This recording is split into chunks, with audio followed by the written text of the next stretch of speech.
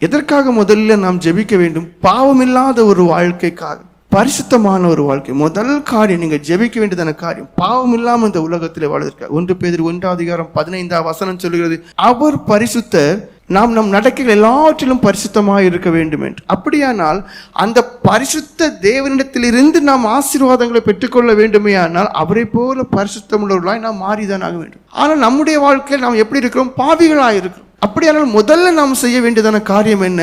பாவங்கள் கழுவப்படுகிற ஒரு பாக்கியத்திற்காக தேவன் நோக்கி கதற வேண்டும். இருதய சுத்திகரிப்புக்காக தேவன் நோக்கி கண்ணீர் வெடிக்க வேண்டும். உங்களுடைய நினைவுகள் பரிசுத்தமாக்கப்படுவதற்காக, எல்லா கெட்ட அசுத்த பாவ அக்கிரம சிந்தனைகள் எல்லாம் மாற்றப்பட்டு போவதற்காக, புது இருதயம் உண்டாவதற்காக நீங்க ஜெபிக்க வேண்டும். 1 யோவான் 1:9 வாசிங்க. நம்முடைய பாவங்களை நாம் அறிக்கையிட்டால், பாருங்க, பரிசுத்தமாவதற்கு முதல் காரியம் எப்படி நீங்க ஜெபிக்க வேண்டும்? உங்கள் பாவங்களை நீங்கள் ஒன்றொன்றாக அறிக்கை பண்ண, உங்கள் பாவங்களை நீங்கள் ஒவ்வொன்றாக அறிக்கை பண்ணிதான் ஆக வேண்டும். பரிசுத்தமாக்கப்பட வேண்டுமே. ஆனால் அவர் சிலுவையிலே ஒவ்வொரு பாவங்களுக்காக சிந்திய அந்த இரத்தத்தை, அந்த பாடுகளுடைய வேதனைகளை, அகோரமான அந்த காட்சிகளை கூட நீங்கள் அதோடு கூட அப்படியே தியானிக்கிறவர்களாக, உணரக்கூடியவர்களாக, அதன் நிமித்தம் கண்ணீர் வடிக்கக்கூடியவர்களாக, இருதயம் உடைந்த ஒரு அனுபவம் உடையவர்களாக நீங்க மாற வேண்டும். நம்முடைய பாவங்களை அறிக்கைட்டு தான். அதான் நீங்க பண்ண வேண்டிய முதல் ஜெபம்.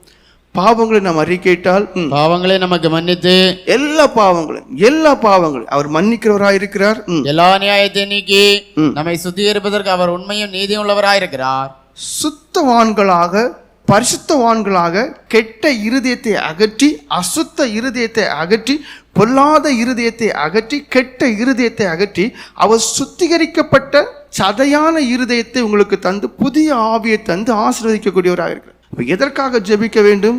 பாவங்களோட கழுவப்படுவதற்காக. 2வது காரியம், சோதனைக்கு உட்படாது இருக்க நீங்கள் ஜெபிக்க வேண்டும். மனுஷனுடைய வாழ்க்கையில சோதனை இல்லாமல் இருக்க போறதில்லை. தேவன் அப்படிப்பட்டதான் ஒரு வாழ்க்கையை பூமியிலே நமக்கு அவர் வாக்கு பண்ணவே இல்லை. அவர் இந்த உலகத்திலே வந்தார், சோதிக்கப்பட்டார். அவர் இந்த உலகத்திலே வந்தார், உபத்திரத்துக்கு உட்படுத்தப்பட்டார். இந்த உலகத்திலே சோதனை இல்லாத ஒரு வாழ்க்கையை கிறிஸ்தவர்களுக்கு தேவன் வைக்கவே இல்லை. சோதனைகள் உண்டு. அவைகள் ஆவிக்குரிய வளர்ச்சிக்கு பிரயோஜனமாக இருக்கும். ஒரு மாணவன் எப்படி 5ஆம் கிளாஸ்லேருந்து 6ஆம் கிளாஸ் போக வேண்டுமோ, அல்லது 10ஆம் கிளாஸ்லேருந்து 11ஆம் கிளாஸ் போக வேண்டுமோ, அவனுக்கு என்று ஒரு பரீட்சை இருக்கிறது, சோதனை இருக்கிறது. அதே போல தேவன் நம்முடைய வாழ்க்கையில சோதனை அனுமதித்திருக்கிறார். அவைகள் நம்முடைய ஆவிக்குரிய வளர்ச்சிக்கு பிரயோஜனமாக இருக்கும். அவைகள் நம்மை இன்னும் தேவனிடத்தில் பலப்படுத்தும், இன்னும் அதிகமாக அவரை விசுவாசிக்க செய்யும். அந்த சோதனையிலே நாம் வெற்றிகரமாக ஜெயிக்கும் போது தேவனுடைய நாமமும் மகிமைப்படுகிறது. சோதனை மனுஷனுடைய வாழ்க்கையிலே கண்டிப்பாக உண்டு. மத்தேயு எழுதின சுவிசேஷம் 26:41 வாசிங்கள். நீங்கள் சோதனைக்கு உட்படாதபடிக்கு விழித்திருந்து ஜெபம் பண்ணுங்கள். நீங்கள் சோதனைக்கு உட்படாதபடிக்கு விழித்திருந்து ஜெபியுங்கள் என்று. சோதனை உண்டு, சோதனை இஷ்டம் போல உண்டு. அந்த சோதனைக்கு தப்புகிறதுக்கு ஒரு வழியை சொல்லி இருக்கிற, அது ஒரே ஒரு வழிதான், ஜெபம். ஜெபத்தால மட்டும்தான் முடியும்.